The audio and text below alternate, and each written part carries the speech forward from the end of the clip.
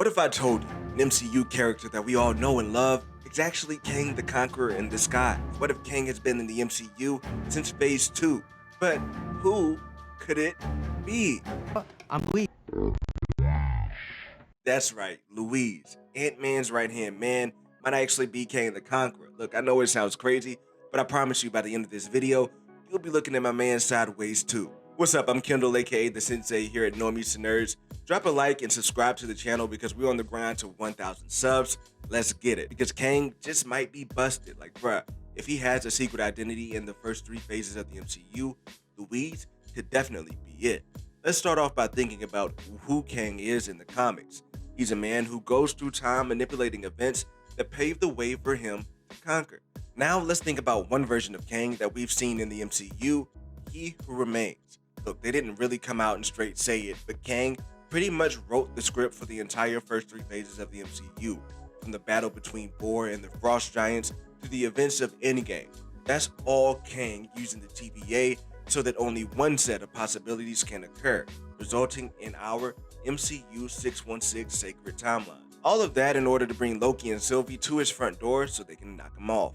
Now, what does that have to do with Louise, right? Look, don't worry, I'm gonna make it make sense. Because I believe Kang disguised himself as Louise to stay close to the Ant-Man story and the invention of time travel. I mean, yeah, He Who Remains uses the TVA to stop timelines from branching out and creating new universes. But here's a question that I've heard no one ask.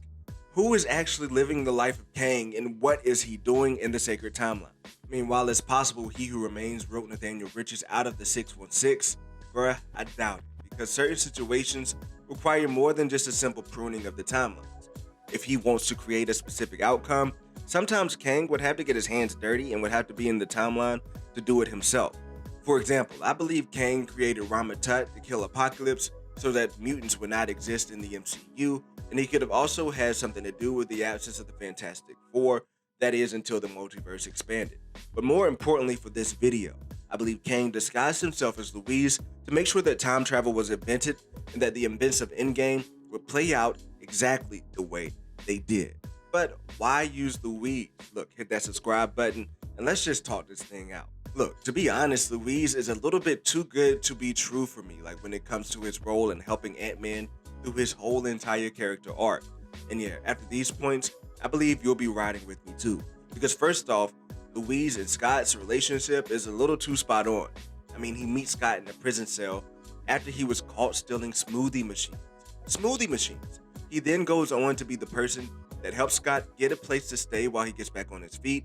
And he's also the person who tells Scott about the heist that ends up getting him tied up with the Ant-Man suit in the first place, even though it was Hank Pym who set that up. Look, he also plays a vital part in protecting the quantum tunnel in Ant-Man and the Wasp, and he's really shown this particular level of skill set when needed.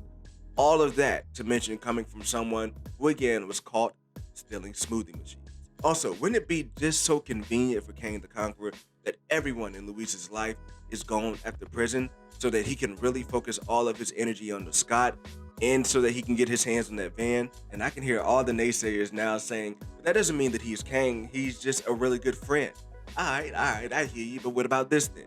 Why is Louise so good at telling stories and saying cryptic ass foreshadowy lines then, huh? I mean, let's think about it this way. I mean, it's almost like he knows everything that happens in the entire MCU timeline. I mean, do I even have to say it, yo? Like, his recaps speak for themselves, and I'm convinced that no one in the MCU has a better memory of events than Louise. And that could be because he's helped craft those events himself as Kang, and he's lived it repeatedly, time after time again, to make sure everything goes right.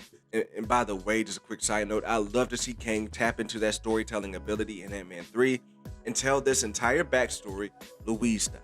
But let's also read deeper between Louise's lines, like his first time meeting Scott. He says, "Damn homie, you gotta chin up because you'll find a new partner." He didn't say a new woman, he didn't say a new boo, a new side piece, he said a new partner, as in Hope Van Dyne, foreshadowing something that really wouldn't happen until a few years later. Then in Ant-Man 2, when he's talking with Hank, Louise says, "Who would have thought, once again, in your hour of need, that you would turn to us?" Again, here's an example of Louise saying things in such a weird way that it's like he knows things that everyone else doesn't. I mean, we know how strange He Who Remains was in Loki, and that demeanor could explain why Louise seems to be a little bit off all the time, but it's also a little bit too on at the same time. And all right, look, if you're still not a believer or you're still not just riding with your boy, then let's talk about this van. Started off, Louise just so happens to get the van coming straight out of prison that just so happens to end up becoming the home of the Quantum Tunnel and is the gateway to the first use of time travel ever in the MCU. Time travel is important to anyone in the MCU. It is indeed important to Kang the most. And as someone who has become the master of time travel, being alongside the creation of it would give Kang the ultimate advantage. And more importantly, Kang needed those plans to actually go in a very, very specific way so that his real plans would come through. I believe Kang wanted Loki and Sylvie to meet him at the end of time and kill him in order to expand the multiverse so that only select timelines could exist, allowing one faction of Kangs to come together and create the Council of Kangs. Look, I've talked about this in a video before.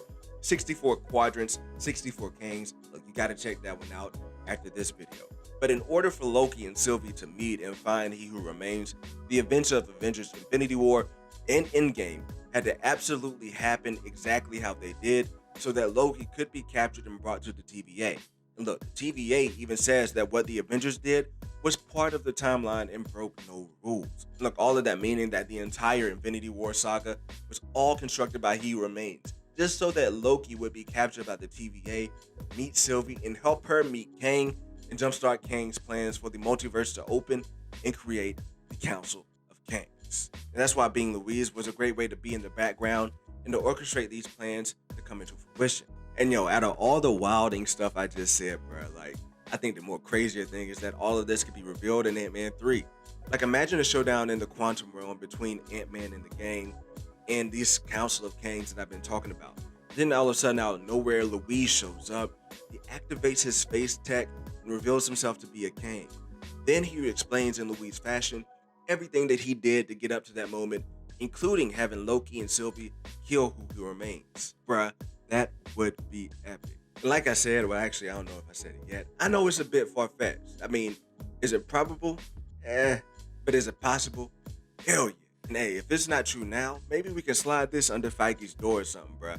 I mean, it only take a little bit of reshoots, Feige, and you can build on that connective tissue that you love so much. But look, let me know what you think in the comment section below. Do you think Kang could be hiding in plain sight? And if he is, who do you think in the MCU he could be hiding out as? Let me know in the comment section below. Look, this video is fun to make, and I hope you had a great time watching it. Drop a like and subscribe to the channel, and share this video out. Share this fun video with everybody else if you had a fun time watching it. Look, I will see y'all in the next video.